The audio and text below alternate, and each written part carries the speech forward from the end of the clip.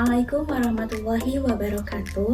Halo semuanya, perkenalkan nama saya Rizania Agnia, mahasiswa Prodi Hukum Tata Negara.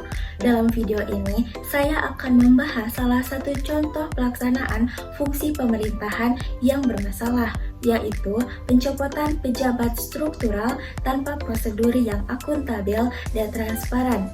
Kasus yang saya bahas adalah pencopotan Kepala Balai Besar Pengawasan Obat dan Makanan atau BPOM Surabaya, Dr. Andes Safari oleh pimpinan Pusat BPOM pada tahun 2018. Kasus ini menjadi sorotan karena pemberhentiannya dilakukan secara mendadak, tanpa surat peringatan, tanpa evaluasi kinerja, bahkan Dr. Andes Safari sendiri tidak mengetahui alasan pemecatannya. Karena merasa diperlakukan tidak adil, beliau kemudian menggugat keputusan tersebut ke Pengadilan Tata Usaha Negara atau PT-UN. Yang kemudian ini menjadi pertanyaan, mengapa ini menjadi masalah? Sebuah instansi pemerintahan seperti BPOM tentu memiliki sistem birokrasi yang harus tunduk pada prinsip good governance seperti transparansi, akuntabilitas, dan perlindungan terhadap hak ASN. Ketika seorang pejabat diberhentikan dari jabatannya tanpa alasan yang jelas, tanpa uji kompetensi, dan tanpa proses administrasi yang sah, maka tindakan tersebut patut diduga telah melanggar asas-asas umum pemerintahan yang baik. Kasus ini menunjukkan bahwa meskipun pemerintah memiliki kewenangan, kewenangan itu tidak boleh digunakan secara sewenang-wenang. Kemudian, di sini saya akan menganalisis berdasarkan analisis SWOT. Yang pertama, strength atau kekuatan. Secara hukum, pimpinan instansi memang memiliki kewenangan untuk merotasi atau mengganti pejabat. Hal ini penting untuk menjaga efektivitas organisasi dan mengisi posisi dengan orang yang dianggap tepat secara strategis. Yang kedua, weakness atau kelemahan. Namun, pencopotan yang dilakukan tanpa prosedur formal seperti evaluasi kinerja atau pemberian peringatan justru melanggar prinsip kecermatan dan tidak menyalahgunakan wewenang.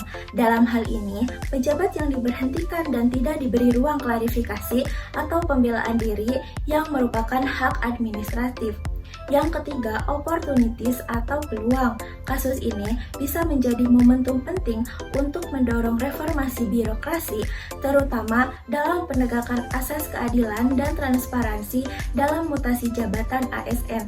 Pemerintah juga bisa menyusun aturan teknis yang lebih rinci soal pemecatan agar tidak multitafsir. Dan yang keempat, threat atau ancaman. Jika tindakan ini terus dibiarkan, maka akan ada potensi ketidakpercayaan dari publik terhadap netralitas birokrasi. Ini juga bisa mengakibatkan ketakutan bagi ASN dalam bekerja karena khawatir akan diberhentikan tanpa alasan yang jelas. Selanjutnya, di sini saya akan menganalisis berdasarkan Undang-Undang Nomor 30 Tahun 2014 tentang Administrasi Pemerintahan. Menurut Undang-Undang Nomor 30 Tahun 2014 tentang Administrasi Pemerintahan, khususnya Pasal 10, setiap tindakan administratif harus mematuhi asas-asas umum pemerintahan yang baik atau AAUPB, seperti kepastian hukum, keterbukaan, tidak menyalahgunakan wewenang, akuntabilitas, dan kecermatan. Dalam kasus BPOM Surabaya, tindakan pemecatan tanpa alasan dan tanpa proses yang benar bertentangan dengan asas-asas tersebut. Pasal 17 juga menjelaskan bahwa diskresi harus digunakan untuk kepentingan umum, bukan kepentingan personal atau politik. Maka, apabila terbukti ada penyalahgunaan wewenang, tindakan tersebut dapat dibatalkan melalui peradilan administrasi. Kesimpulannya, berdasarkan analisis tersebut, tindakan pimpinan BPOM dalam mencopot pejabat tanpa prosedur yang jelas merupakan contoh dari bad governance. Tindakan ini tidak mematuhi prinsip-prinsip dasar pemerintahan yang baik seperti transparansi dan akuntabilitas. Padahal, fungsi pemerintahan harus dijalankan dengan dasar hukum dan prosedur yang sah. Solusi yang ditawarkan adalah penerapan sistem evaluasi dan mutasi berbasis meritokrasi, di mana promosi dan pemberhentian pejabat dilakukan secara objektif melalui tim evaluasi yang independen. Hasil evaluasi juga sebaiknya diumumkan secara terbuka untuk menghindari kecurigaan publik dan menjadi akuntabilitas. Demikian analisis saya mengenai kasus pencopotan pejabat dalam fungsi pemerintahan yang bermasalah.